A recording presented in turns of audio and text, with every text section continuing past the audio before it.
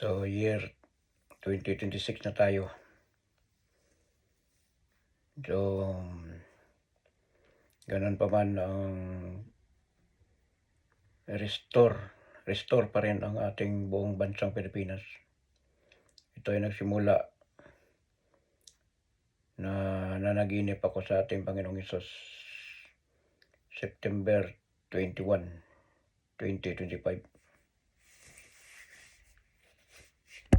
Ito ay nag-umpisa ang nagmamarcha ang mga bagyo, sunod-sunod na baha, at after ng baha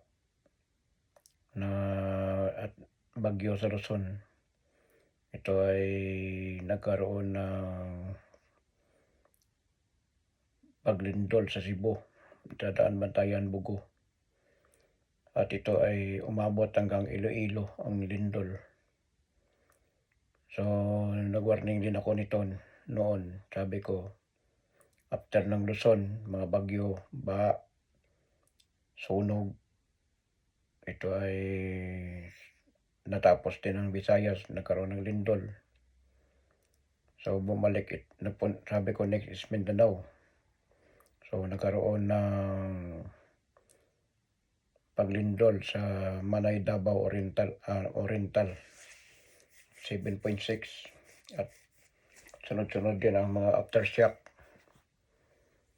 At after that nagkaroon ng lindol, ito ay bumalik na naman sa Cebu, bumalik sa Visayas, nagkaroon ng bagyong Tino at saka bagyong Uwan. Pero sa bagyong Tino, maraming hindi pa nakabangon ang Cebu sa mga lindol na nangyari sa Cebu. Ay nagkaroon naman ng baha at saka bagyo.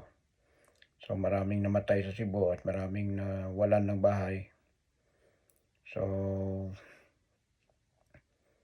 after that, nagkaroon ng ang pagyanig ng mga lindol sa buong bansang Pilipinas ay umabot ng 23,385 na mga lindol sa kahit saan mang sulok ng bansang Pilipinas. Sinabi ko sa inyo na restore ang buong bansang Pilipinas. Dahil ang ating Panginoong Hesus, siya ay bumaba sa bansang Pilipinas. Ito ay natakpan niya ang araw bago magkaroon ng solar eclipse. So, bumaba ang ating Panginoong Hesus September 21, 2025. So, bago pa nangyari ang mga lindol, mga bagyo, baha, sunog, mga malawakang bagbaha. So, sabi ko, restore ang buong bansang Pilipinas. Kasi bumaba ang ating Panginoong Hesus. Natakpan ng kanyang balabal ang buong bansang Pilipinas. At sabi ko, ito ay restore ang buong bansang Pilipinas. So until now ay patuloy pa rin ang mga lindol. Nagkalindol na naman sa Iloilo. Noon nagkalindol ng 4.2. Ngayon nagkalindol na naman sa Iloilo, sa Meg-Ao na naman, malapit sa aming bayan, sa Gimbal. Ito ay 3.3. Maliit lang. So, before pa nangyari ang Iloilo na lindol, ito ay naglindol din sa Davao Occidental. Ito ay nangyari sa Balot Island, 6.8. So, sabi ko sa inyo, gagapang ang mga lindol kahit saan mang sulok sa bansang Pilipinas. At nag-warning din ako before, sabi ko, sumabog ang Canlaon. Mount Canlaon sumabog. Ito ay nag-reflect sa Mount Taal.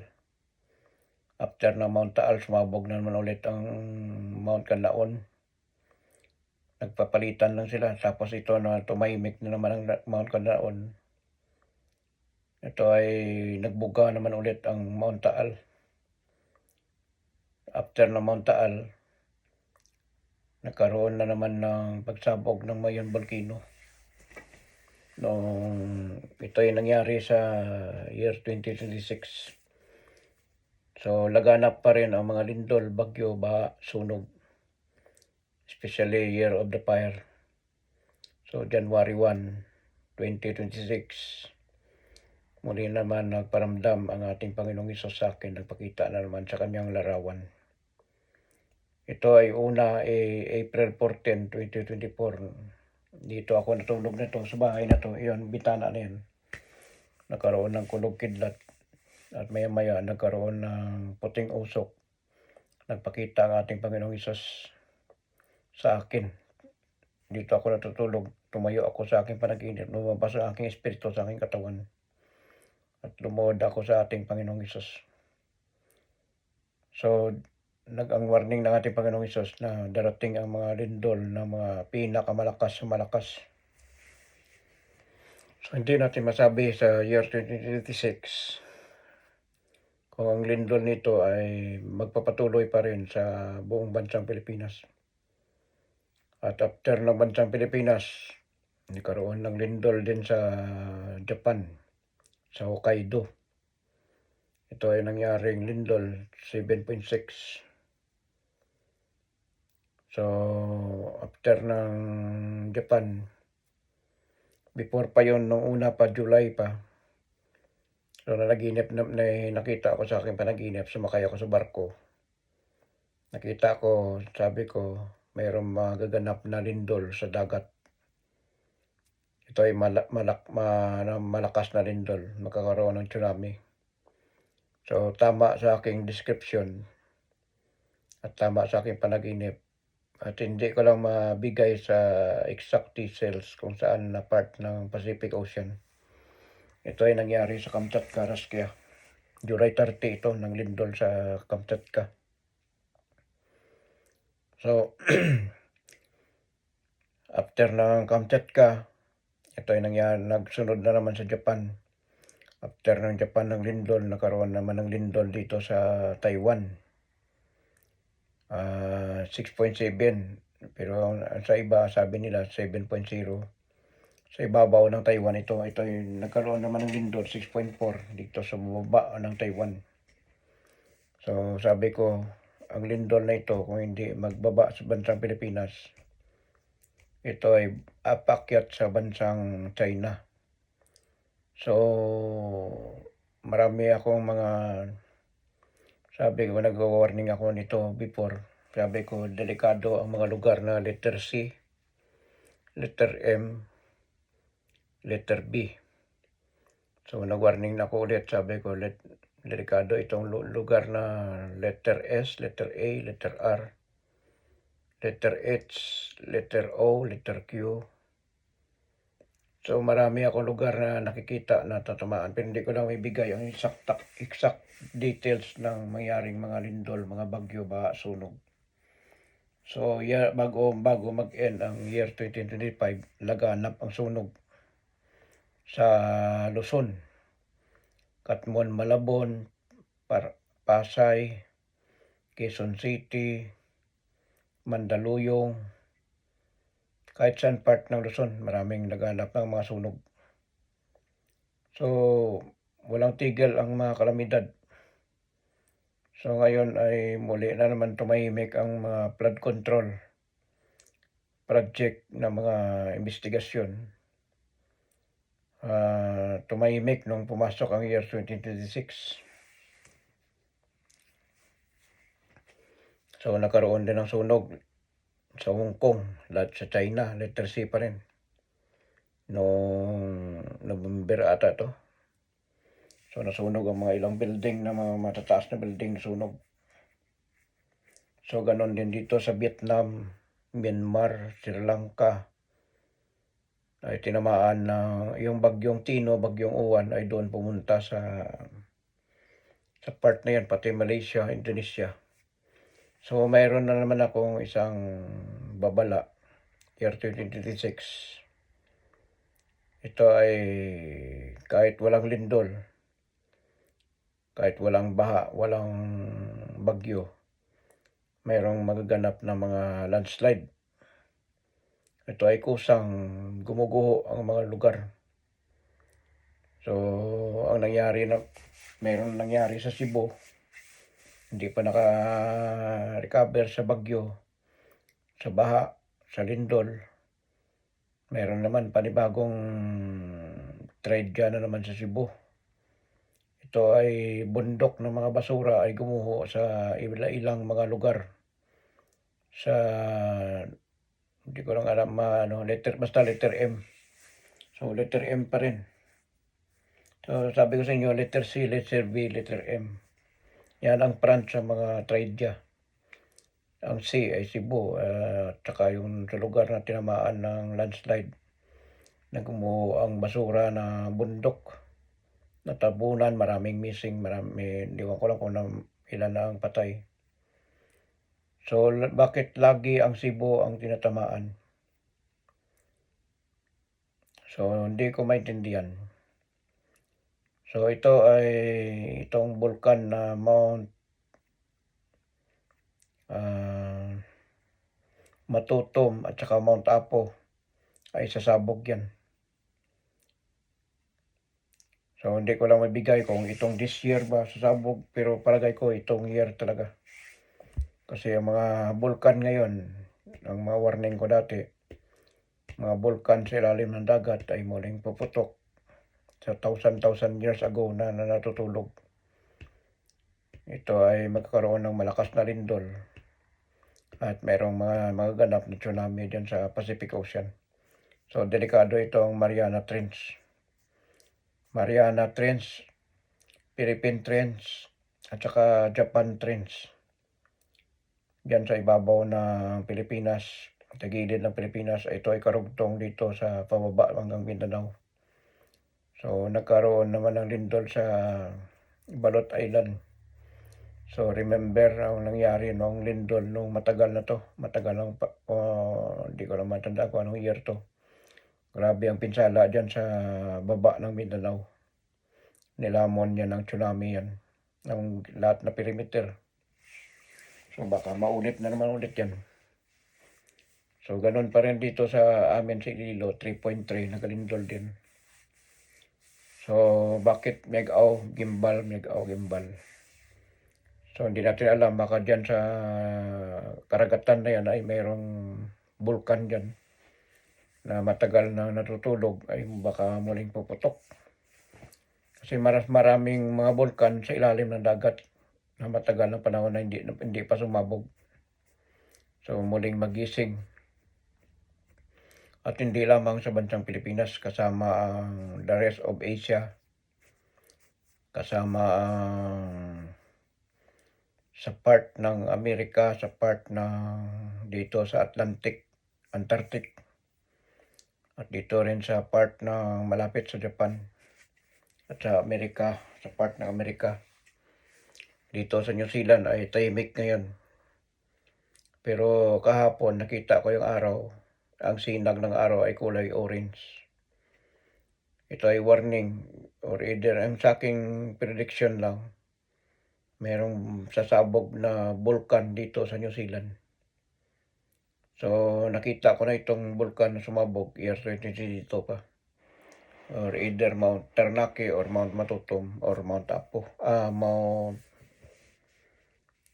tinatawag nito?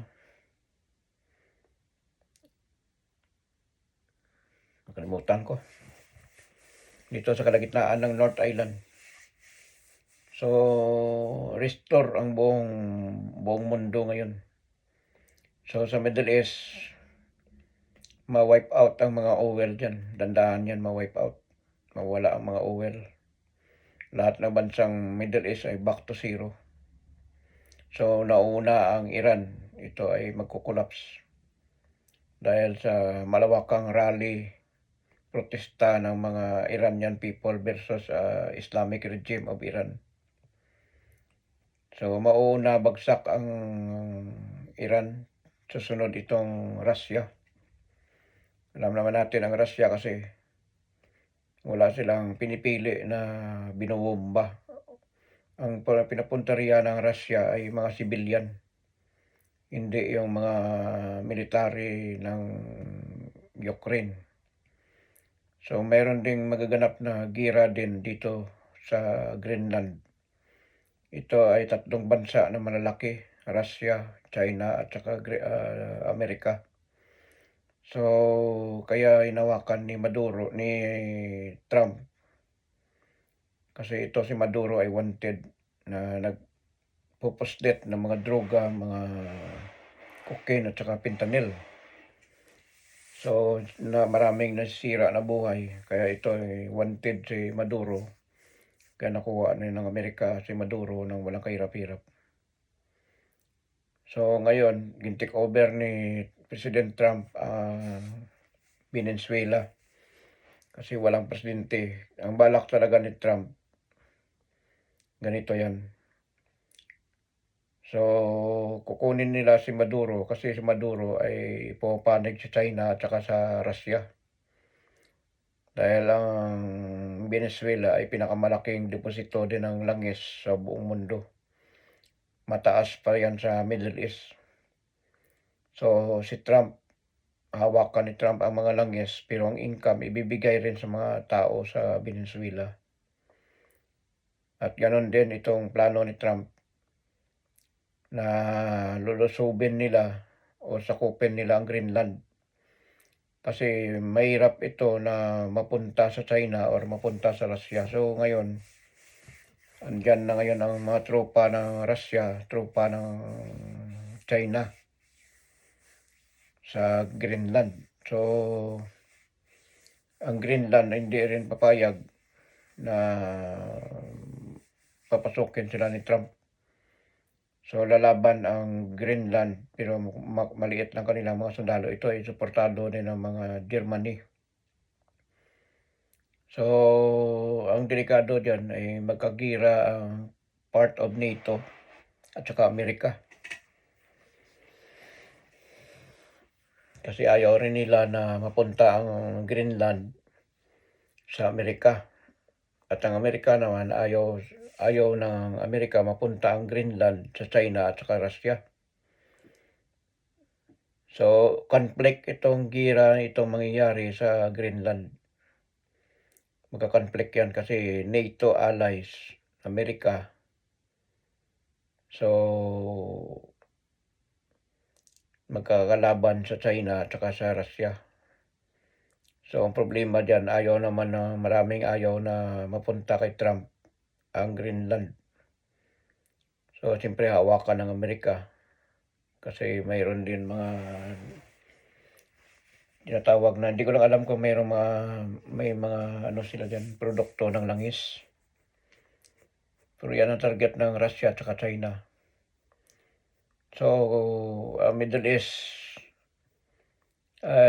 ang Iran ay nag-declare ng all-out war laban sa Europe at saka sa Israel at saka Amerika.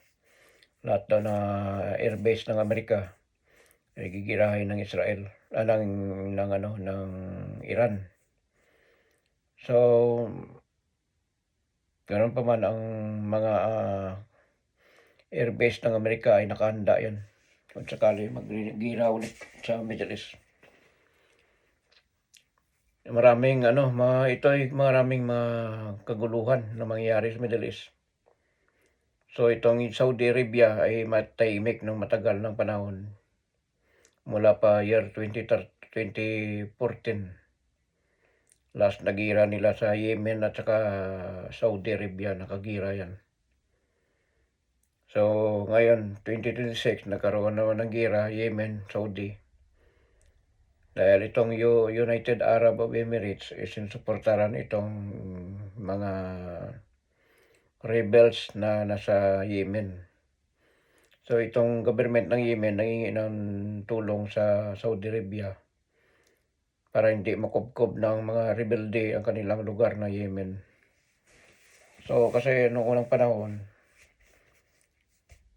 ang lahat ng mga Asia region ay nasa Yemen na area yan. Kinuha lang na yan, Middle East, kinuha ng Saudi.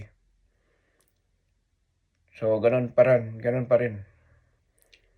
Walang humpay pa rin ang mga kaguluhan sa Middle East. Pero unang-unang nababagsak ito ay ang Iran. So maraming mga lugar na magkakaroon ng mga landslide. Itong Indonesia ay malambot ang kanilang lupa. Dahil kapag yung isang lugar ay litaw, na tinatawag na ginawa lang ng bulkan ang lupa.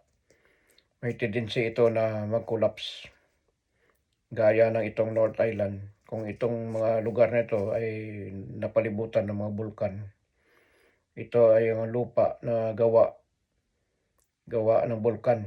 So may tendency sa matagal na mga ilang years na, may tendency na mag-collapse, magkaroon ng landslide kahit walang lindol.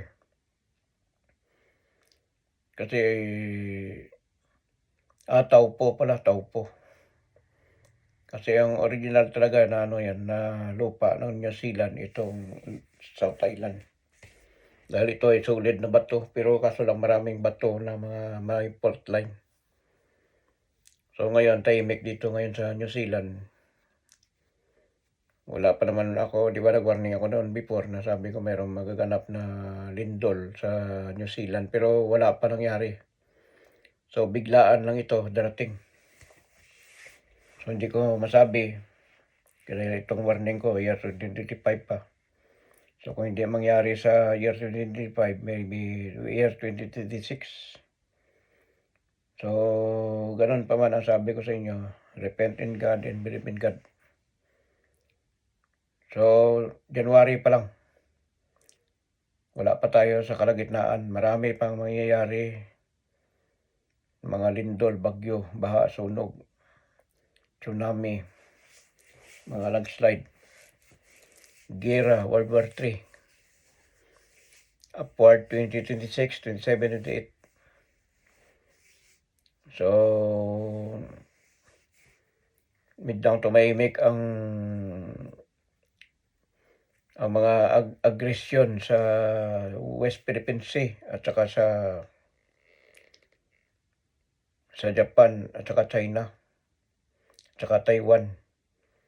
Ito ang focus nila ngayon ay sa Greenland. Mag-Greenland naman mag-iba naman ang gira nito. So ito ay ano lang, parang proxy war lang yan ng style nila eh. Guguluhin nila dito sa Greenland. Dito rin sa Middle East, guguluhin nila. Pag hindi na kaya, ito mayroong mangyayari din na kaguluhan. Baka mag-trigger ng kaguluhan itong North Korea at saka South Korea at saka Japan. So ganun pa man, kakalyado ng North Korea ang China at saka Russia. So magkalapit lang yan eh, magkarugtong lang yan. So biglang nag-change, nag-twist ang kaguluhan. Napunta ngayon dito sa Venezuela. Itong sa Greenland, ang focus naman nila ngayon. Kasi nakuha na ni Trump ang Venezuela. Kaya para hindi mapunta sa China o Russia. So ang Greenland gusto rin makuha ng Amerika para hindi itong lugar na yan ay hindi na makukuha ng Russia at saka China. Kasi pag nakuha ng Russia at China, gaya ng Ukraine, kasi hanggat na patuloy ang gera dahil suportado ng mga NATO allies ang Ukraine. So matwist ang mga gera, mangyari ito sa Greenland. Dahil marami nag-aangkin sa Greenland, inaangkin din ng taga-Europe, inaangkin din ng Russia at saka China at saka Amerika. So maging battleground ang Greenland kasi 55,000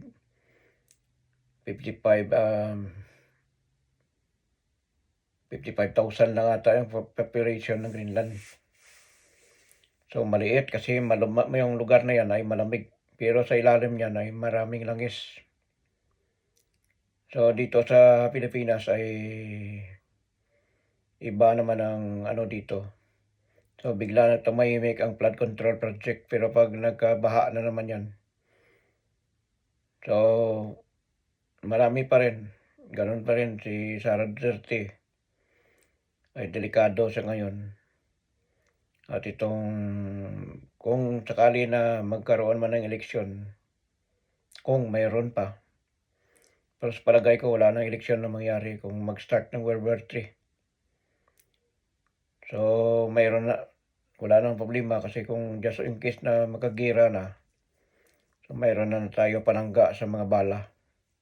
Dumating na yung aking tinatawag na bato ng bulalakaw. So nakabili ako ng 6 pero dadagdagan ko pa 'yan.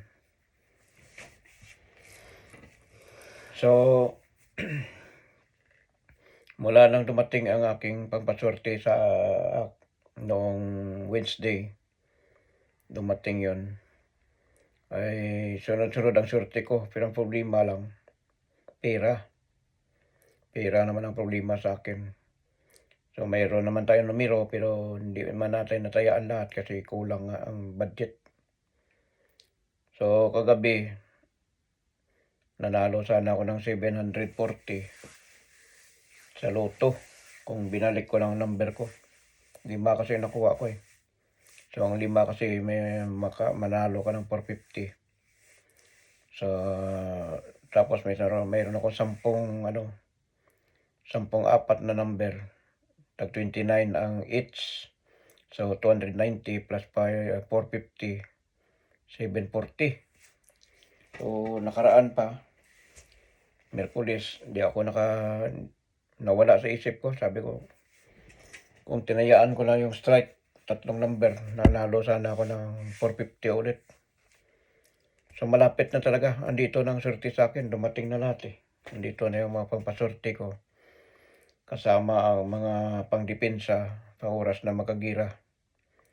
So mayroon na tayong mga bato ng bulalakaw. So pero dadagdagan ko pa yan. So ang inaalala ko lang sa Pilipinas kasi maraming walang alam doon, lalo na mga kamag-anak ko, pamilya ko, tsaka yung mahal ko. So sana wish ko na year 2026 ay makakauwi ako sa bansang Pilipinas. Dahil marami akong dapat asikasuhin at dapat na very important talaga ang pag-uwi ko.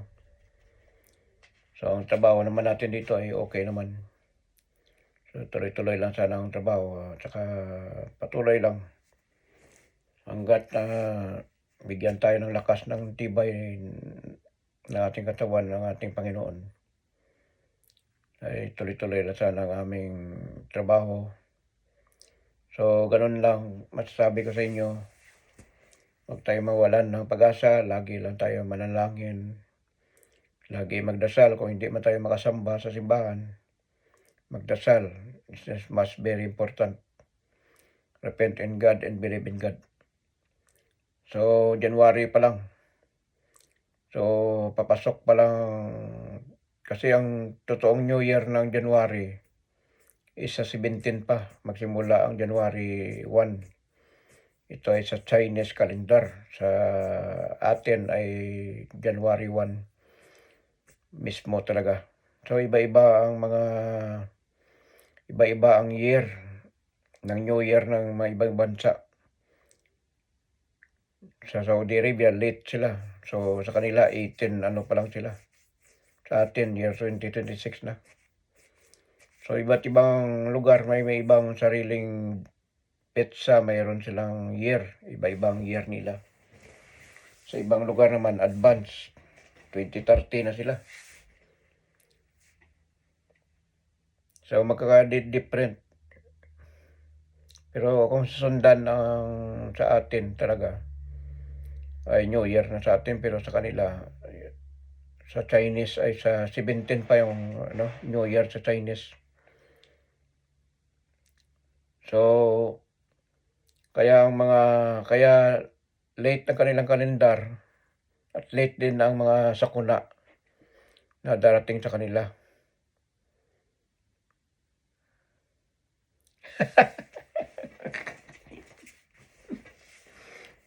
So may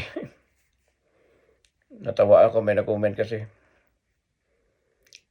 So kaya late ang mga tradya sa kanila kasi late din ang kanilang kalendaryo.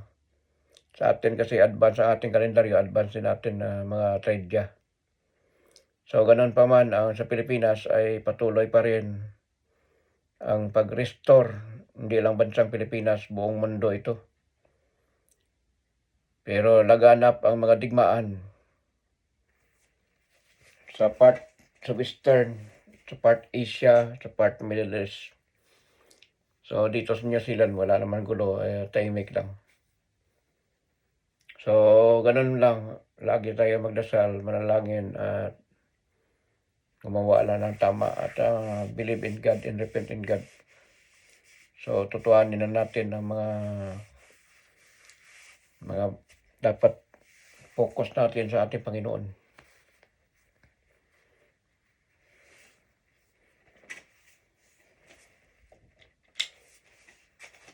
So, wala pa akong hindi pa nagbukas sa akin third eye, may panaginip ko, medyo malayo. Puro mga trabaho lang. Wala akong mga panaginip nga, So, ito ay batong itim. Pero tingnan ko, sisikatan ko yan ng flashlight. Yan, batong itim, pero bakit tumagos yung ilaw ng flashlight?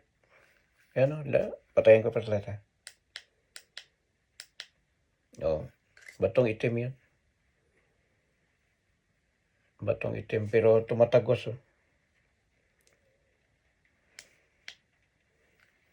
Naging puti ang liwanag ng bato. Bira ka lang makakita ng ganito. Kahit yung mga nagbibenta ng mga ganun, hindi nila alam yan. Kung ano ba yan. So, ito ay bato, liwanag. Yan ang tinatawag na kahoy man o bakal o bato. Tagusan ng liwanag. So, bira ka lang makakita ng bato na tagusan ng liwanag. So, marami na akong nawakan na bato ng bulalakaw. Iba naman to. Tagusan ng liwanag ito. Kumbaga yung paningin mo tumatagos. Mababibrate mo, mababasa mo kung anong makikita mo. So maraming mga tao na walang alam tungkol sa mga mangyayari.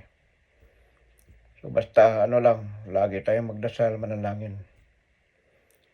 So dito na lang at maraming salamat sa panonood kasi bukas may trabaho tayo. Kailangan natin pahinga kasi 10:30 na ng gabi. Update ko lang kayo kung mayroon akong mga panibagong prediction o kaya vibration. So, ang nangyari na pagpula, pag-orange ng araw dito sa New Zealand, ito ay mayroong bulkan na sasabog or matinding init, sunog. At kaya kanina ay mayroong kulog kidlat. Isang bisis lang tapos nagkaroon ng malakas na hangin, nagkaroon ng ulan. So, ganun lang ang pinominon dito sa New Zealand. Pero summer time ngayon, napakainit. Kaya ngayon mainit ngayon. So, wala pa akong mga ibang mga panibago, mga prediction o kaya mga pangitain. Basta, lagi lang tayo ganun pa rin. Itong mga prediction, mga vibration o kaya mga nakikita ko sa aking panaginip, ito ay advance lang dito. Hindi ko naman na pinapangunahan kung ating Panginoon. Kung anong pinapakita sa akin, yun lang. So, fourth time na napakita ang ating Panginoong Hesus. Una, April 14, 2024. Pangalawa, June 2024, 25. Pangatlo, September 21, 2025. Bago magkaroon ng solar eclipse. So, pang-apat, napakita naman muli ang ating Panginoong Hesus, January 1, 2026, ang kanyang larawan mismo noong January 1. So, hindi ko alam kung wala pa naman siyang binigay sa akin na mga palatandaan. Basta tayo, lagi lang tayong gumawa ng mabuti at saka maging tapat sa ating sarili, sa ating Panginoon. At gumawa ng tama at mahalin natin ang kapwa natin. So, tumahimik ngayon ang mga nangyayari sa Pilipinas. Kasi yung sa Pilipinas, kaya maraming lindol. Dahil sa ilalim ng bulkan, sa ilalim ng dagat, at ilalim ng lupa ng bansang Pilipinas ay hitik na ilalabas na at ilalantad na ang mga langis sa bansang Pilipinas. Dahil itong mga langis sa Middle East ay ma-wipe out yan. Unti-unti ay mawala. Ito ay lalabas sa bansang Pilipinas. Kasi ang main source ng mga langis sa ating bansang Pilipinas wala sa Middle East. Sa kanila sa ngalang yan, paakyat sila. Once na mabuksan na itong sa baba, ang gasolina sa Middle East ay hindi na lalabas. Dito na lalabas sa bansang Pilipinas. So kahit magkakagulo pa yan sila, makagira,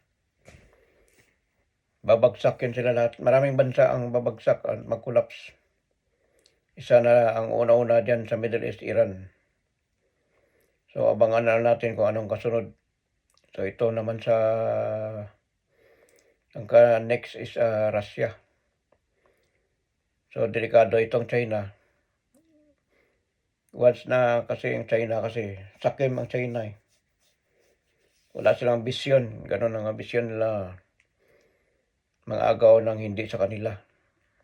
So may matinding balik at parusa yan pagdating sa panahon. So yan lang muna ang masasabi ko sa inyo. Lagi lang tayo maniwala at magbalik loob sa ating Panginoon. Kahit ano man ang ating reliyon, kahit even what kind of our race, what kind of our religion, we must be prepared, we must be alert, we must be vigilant. And the most important is we must believe in God and repent in God. So Jesus is really true. No one God, only the Son of God is Jesus. So the only original is Jesus. It's not Muslim, it's not any kind of religion. Jesus is the Savior. So Jesus is the nail on the cross to save a lot of people. So ang ating Panginoong Hesus talaga ang totoo. Hindi kung sino-sino mga reliyon, wala. Ang tanging anak ng Panginoon lang ang nagsacrifice na kanyang buhay sa pagtubos ng mga kasalanan ng mga tao. Only Jesus. So siya lang ang tanging nag-alay ng kanyang buhay sa nagpapako sa cross. So hindi natin alam, hindi natin mamalayan kung siya ay babalik muli sa ating mundo na magkakaroon ng material o katawan, or tanging espiritu lang ang magpapakita sa taong gusto niyang pakitaan. So hindi ko naman sinasabi na ako ay makapangyarihan, wala akong power. So hindi naman ako si Nostradamus, hindi naman ako si Rio Tatsuki, hindi naman ako si Baldwin, hindi naman ako si Bagaganga, hindi naman ako si Indy Perez. So si Indy Perez bakit biglang tumahimik? Dati ang panay ang post niya, tinitira niya ang bansang Pilipinas. So we don't care kung ano man ang mga hula-hula nila, pero sa akin ito iba. So napamagitan ito sa aking nakikita sa aking pagtulog. Mga vibration ko sa kung hindi dahil sa ating Panginoong Hesus, hindi mo naman ito makikita. So dito na lang at maraming salamat at gabi na. Ako'y matutulog na at good night sa inyong lahat. At maraming salamat sa panonood. So keep always watching lang sa aking video. So ipopost ko ito sa YouTube, sa TikTok at saka sa aking Facebook. So good night, God bless. Thank you. Have a nice day. Bye.